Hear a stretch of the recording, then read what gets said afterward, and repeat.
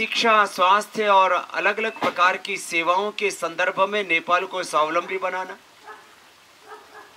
और तीसरा नेपाल की आध्यात्मिक, सांस्कृतिक, धार्मिक, वैज्ञानिक विरासत को लेकर के नेपाल के लोगों में एक स्वाभिमान जागृत करना। हमें पूरा विश्वास है कि यहाँ के जो विवेकशील राजनेता हैं वो इस राष्ट्र में राजनीतिक शांति, स्थिरता और समता के लिए प्रयास कर रहे हैं, आगे भी करेंगे। 2 करोड़ से ज़्यादा होगा, क्योंकि आयुर्वेद में जो इनिशियल इन्वेस्टमेंट है यद्यपि कम होता है, क्योंकि उसमें जो है प्रोडक्शन वो बहुत अधिक होता है। तो ये सीमेंट या लोहा उद्योग जैसा नहीं है, इसके अंदर इनिशियल कैपिटल यद्यपि कम लगता है, लेकिन उससे लोगों को रोजगार बहुत मिलता है। हमने हरिद्वार में जब स्टार्ट किया था तो 500 करोड़ रुपये लगाया था, आज वहाँ करीब 1 लाख लोगों को हमने रोजगार दिया उससे सीधे तौर पर। नहीं, हमारा इनिशियल यह है कि करीब 1000 लोगों को इससे सीधे तौर पर रोजगार मिले शुरुआती उसमें, और आगे हमारा लक्ष्य होगा कि कम से कम 5 से 10 हजार नेपाल के लोगों को हम रोजगार दे पाए इससे। तो ये भौगोलिक दृष्टि से, राजनैतिक दृष्टि से, धार्मिक एवं आध्यात्मिक दृष्टि से मित्र देश हैं, और दोनों एक दूसरे की एकता, अखंडता, संप्रभुता का सम्मान करते हैं। मुझे लगता है दुनिया के देशों में 2 मित्र देशों के रूप में भारत और नेपाल ये एक अपने आप में आदर्श है। इसमें बीच बीच में कुछ लोग खटास पैदा करने की कोशिश करते हैं, तो हमारी कोशिश रहती है कि उसमें हम मिठास भरें। 2 दशक पुराना, 20 वर्षों से भी ज़्यादा का एक आत्मीय संबंध है। श्रद्धेय आचार्य बालकृष्ण जी का ये पैतृक भूमि है, और मेरे लिए ये नेपाल एक आध्यात्मिक भूमि है, हमारे पूर्वज ऋषियों की भूमि है, और नेपाल को आर्थिक दृष्टि से समृद्ध बनाने के लिए और आध्यात्मिक दृष्टि से उन्नत बनाने के लिए पतंजलि योगपीठ एक बहुत बड़े संकल्प के साथ आगे बढ़ रहा है, और एक स्वस्थ, समृद्ध, संस्कारवान, उन्नत नेपाल के लिए पतंजलि योगपीठ पहले भी निरंतर कार्य कर रहा था, और आगे भी एक बहुत बड़ी संकल्पना के साथ हम आगे बढ़ रहे हैं। कल हम वीरगंज में पहुंच जाएंगे। नेपाल देश की महामहिम राष्ट्रपति विद्या भंडारी जी भी, वो भी शिविर का भी उद्घाटन करेंगे, और शिविर के उद्घाटन के साथ साथ भारत के बाहर पतंजलि आयुर्वेद की किसी दूसरे देश में पहली यूनिट यहाँ हमने नेपाल में लगाई है। और यद्यपि आध्यात्मिक दृष्टि से, धार्मिक, सांस्कृतिक, ऐतिहासिक दृष्टि से नेपाल और भारत में एक बहुत गहरी मैत्री है, लेकिन राजनीतिक सीमाओं की दृष्टि से 2 देश हैं।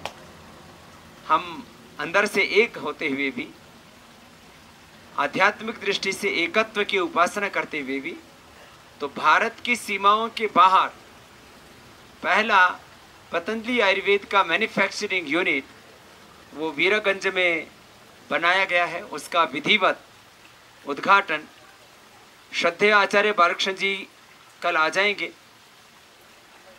और हम भी रहेंगे। आदरणीय महामहिम विद्या भंडारी जी, राष्ट्रपति जी रहेंगे, और उस यूनिट की शुरुआत होगी। बड़े 5000 करोड़ तक पहुंच जाए। हम food, natural cosmetic, home care, beverages से लेकर के जिंदगी के साथ जुड़े हुए सभी विषयों में पतंजलि कार्य कर रहा है। तो पतंजलि एक मल्टी डायमेंशनल ब्रांड है। यदि प्रोडक्शन की बात की जाए तो पतंजलि का यह कार्य बहुत यशस्वी रूप से जैसे भारत में आगे बढ़ रहा है। भारत में हमने लक्ष्य रखा है, पिछले साल हमने 5,000 करोड़ का टर्नओवर किया था, इस साल 10,000 करोड़ का हमारा लक्ष्य है और अगले साल का जो हमारा लक्ष्य है वो सीधा 50,000 करोड़ का है। माने दुनिया के इतिहास में इतना तीव्र गति से बढ़ने वाला कोई भी ब्रांड हिस्ट्री में नहीं है जिसने 100 से लेकर के 200% की ग्रोथ की हो। तो मैं कह रहा था आपको, अभी 2016 और 17 में पतंजलि आयुर्वेद जो हमारी भारत की यूनिट है उसका लक्ष्य यद्यपि हमने बहुत बड़ा रखा है। आने वाले 2 सालों में हम लोग भारत में करीब 50,000 करोड़ रुपए से लेकर के 1 लाख करोड़ रुपए तक का हमने प्रोडक्शन का लक्ष्य निर्धारित किया है। और जब भारत में पतंजलि आयुर्वेद करीब आने वाले 3 से 5 वर्षों में 1 लाख करोड़ रुपए के लक्ष्य को प्राप्त करने की दिशा में आगे बढ़ रहा होगा तो नेपाल भी हमारे लिए एक बहुत महत्वपूर्ण देश होगा। अभी हम डेयरी के फील्ड में भी माने मिल्क से लेकर के और जितने भी मिल्क प्रोडक्ट्स हैं उसमें भी पतंजलि को आगे लेकर के आ रहे हैं। और पतंजलि का गाय का दूध, गाय का घी तो पूरे देश में सबसे बड़ा ब्रांड पतंजलि का है, नंबर 1 ब्रांड। अभी गाय का दूध, गाय का पनीर, चीज़, दही, छाछ और जितने भी मिल्क प्रोडक्ट्स हैं उन सब में पतंजलि आ रहा है। पतंजलि टेक्सटाइल के अंदर भी बहुत बड़ा कार्य अगले वर्ष शुरू करने वाला है। तो जो पतंजलि हिंदुस्तान में करेगा, हमारा लक्ष्य होगा कि उसका पूरा लाभ नेपाल को भी मिले। तो नेपाल में हम लोग फूड और नेचुरल कॉस्मेटिक, होम केयर से लेकर बेवरेजेस से लेकर के जितने भी फूड प्रोडक्ट्स हैं, जूसेस हैं, उनसे लेकर के और टेक्सटाइल और डेयरी में भी हम यहाँ कुछ बड़ा काम करेंगे।